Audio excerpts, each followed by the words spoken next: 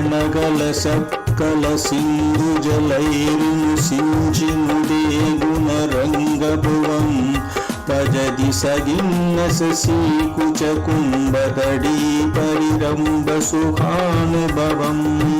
ತವ ಚರಣಂ ಚರಣಂ ಕರವಾಣಿ ನದಾಮರವಾಣಿ ನಿವಾಸಿ ಶಿವಂ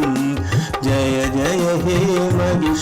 महिषासुरमर्दिनि रम्यकभर्दिनि शैलसुधे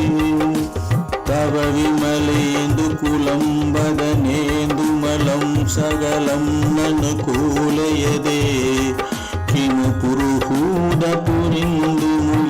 सुमुखी पिरसौविमुखी क्रियते